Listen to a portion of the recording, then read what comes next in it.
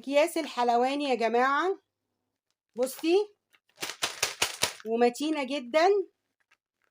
السلام عليكم ورحمه الله وبركاته. اللهم صل وسلم وبارك عليك يا حبيبي يا رسول الله. ازيكم يا حبايب قلب احلام؟ عاملين ايه؟ يا رب تكونوا في اتم صحه واحسن حال. اهلا بيكم مع احلام في مطبخ الاحلام ووصفات الاحلام. هنعمل مع بعض النهارده كيس الحلواني. عملنا 4 اشكال اهو يا جماعه. هنعمله بطريقه حلوه قوي قوي في البيت، اسهل واوفر بكتير من تشتريه من بره. انا بشتري الكيس الخفيف ب7 جنيه.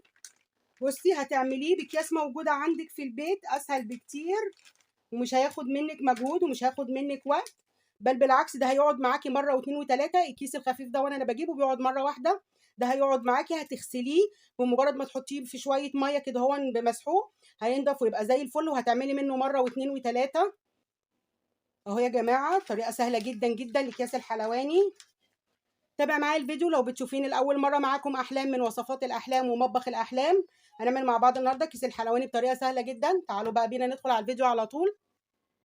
قبل ما نبدأ الفيديو تعالوا نسمي الله ونصلي على الرسول الحبيب عليه أفضل الصلاة والسلام. اللهم صل وسلم وبارك عليك يا حبيبي يا رسول الله. معايا هنا كيس يا جماعة، بصي يكون مربع كده يا جماعة، بصوا يكون مربع. طبعا بيبقى عندنا اكياس كتير قوي بنجيب فيها لبس، بنجيب فيها اي حاجه، بس يكون كيس زي دون كده مربع وتقيل كمان. موجوده عندنا كلنا الاكياس دي، موجوده عندنا كلنا. طبعا كلنا بنشيل الاكياس بتاعتنا مش بنرميها. طبعا عند كل واحد في بيته قلم ومسطره بتوع اولاده. هنيجي تحت الحته اللي هي مفتوحه دي وهنقصها.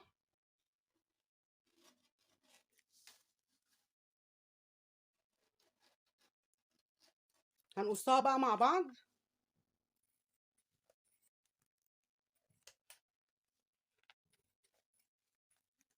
الاكياس دي هتبقى متينه جدا يا جماعه، ممكن تشتغلي بيها مره واتنين وتلاته. اهو بقى بالمنظر ده زي ما انت شايفه كده. هنفتح الجناب بتاعته برضو، هنقطع الجناب اللي هنا هو دول.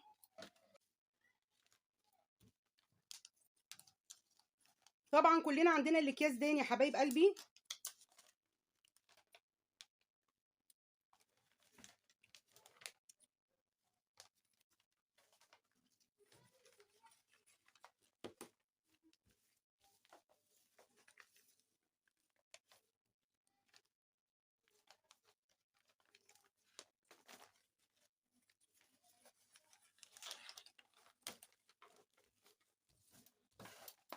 اهو بالمنظر ده زي ما انت شايفه.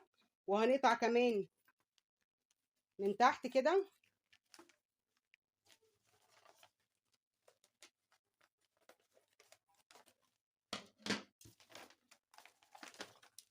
اهو يا حبايبي، اهو زي ما انت شايفه.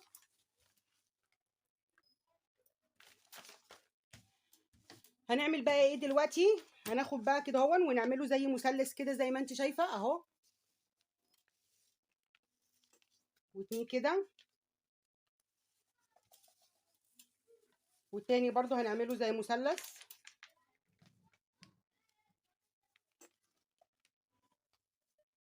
اهو يا حبايبي زي ما انت شايفه برضو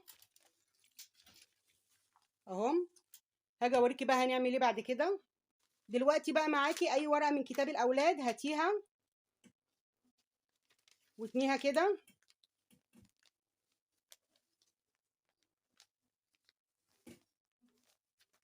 وهنقصها هنحتاجها دلوقتي.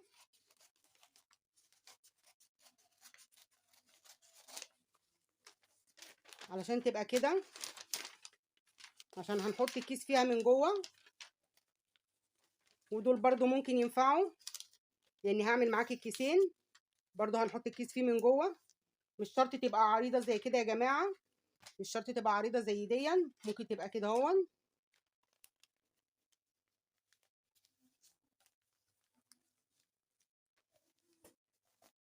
دلوقتي بقى هنعمل ايه يا حبايبي؟ في الورق اللي احنا قطعناه دون هنحطه في الكيس كده.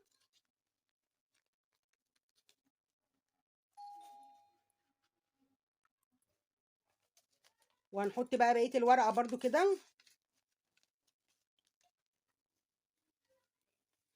علشان احنا هنمشي عليها المكوى، بس هتمشيها على الطرف خالص يا جماعة. الورق ده محطوط علشان ما يلسعش كيس، وعلشان يمشي على الطرف بس. ودي انت كده بتلزقي الكيس.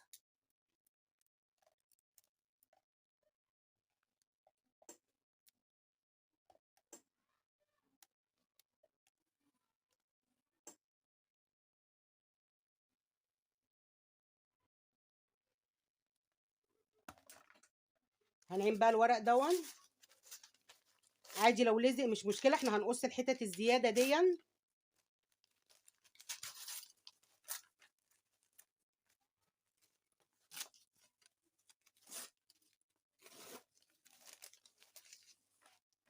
اهو.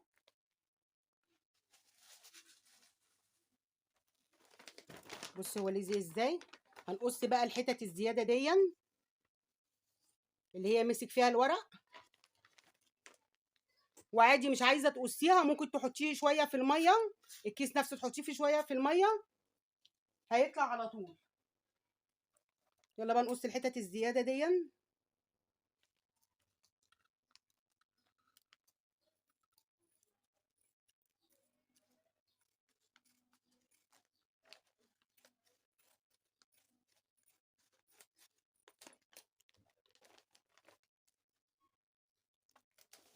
اهو يا حبايبي، بصي بقى عامل ازاي اهو، شايفاه اهو بقى متين ازاي.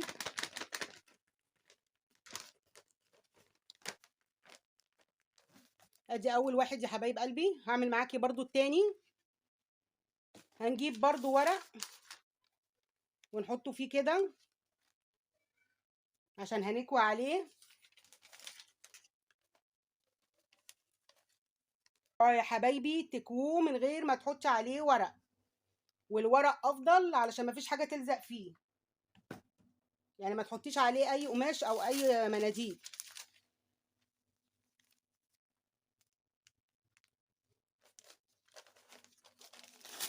اهو بصي، حتى لو مسك فيه احنا هنقص الحتت الزياده دي.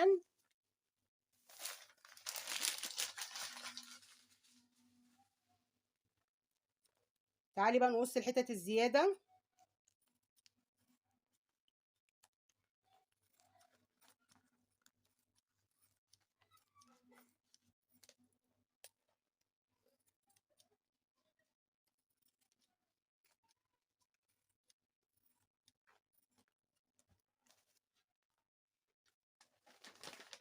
اهو يا حبايبي برضو بصي اهو، شايفه عامل ازاي متين ازاي. اهو يا حبايبي زي ما انت شايفه كده يتقفل مننا كويس. تعالى اوريكي بقى هنعمل ايه بعد كده. تعالى اوريكي بقى هنعمل ايه بعد كده. هنيجي من عند الطرف دون هنقطع حته صغيره بس عشان ندخل فيها البلبله ونشوفها.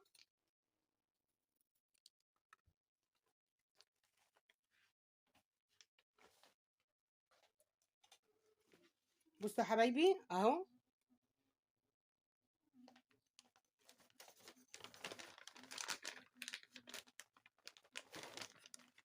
لسه عايز نقطع تاني منه. نقطع منه كده لغايه ما يدخل بس راس البلبله دي. بس ما تقطعيش قوي علشان ما توسعش منك. قطعي حته حته كده لغايه ما تشوفيه.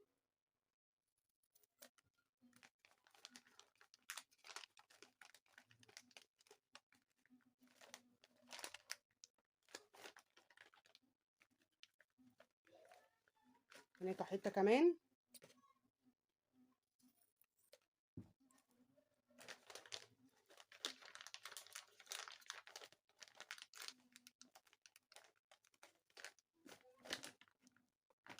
بصي بقت جامده ازاي. اهو يا جماعه كيس الحلواني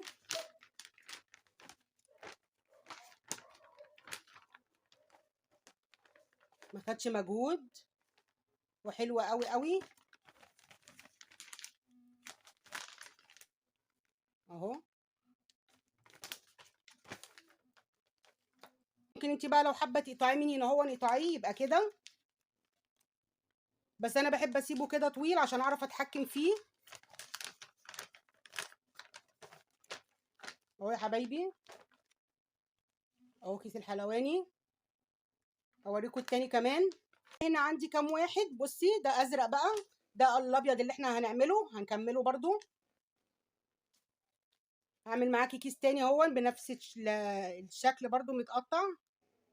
اقطع حته كده عشان ادخل البلبله فيها اهي.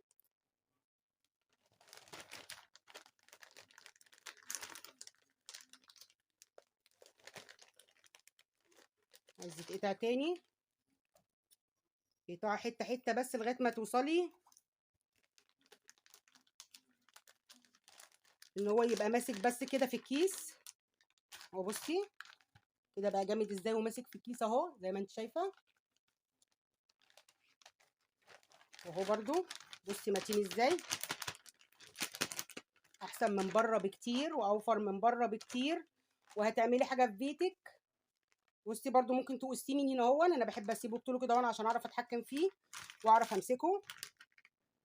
اهو بصي، ادي الابيض كمان هنقصه برضو.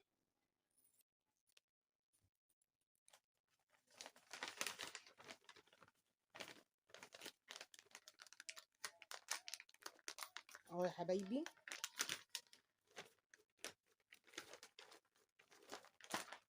اهو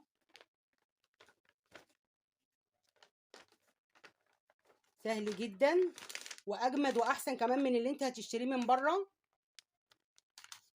واكياس متينه جدا. وهنا وصلنا لنهاية الفيديو. يا رب الفيديو بتاعي يكون عجبك ويكون خفيف على قلبك وتكوني استفدتي منه. عملنا اكياس الحلواني بحاجات موجودة عندنا في قلب بيتنا، الاكياس موجودة عندك في قلب بيتك. يا رب الفيديو بتاعي يكون عجبك. لو عجبك ما تنسينيش بقى في اللايك، وما تنسيش تدعميني بالاشتراك في القناة وتفعلي معايا زر الجرس عشان يوصلك مني كل جديد من وصفات الأحلام ومطبخ الأحلام. والسلام عليكم ورحمة الله وبركاته.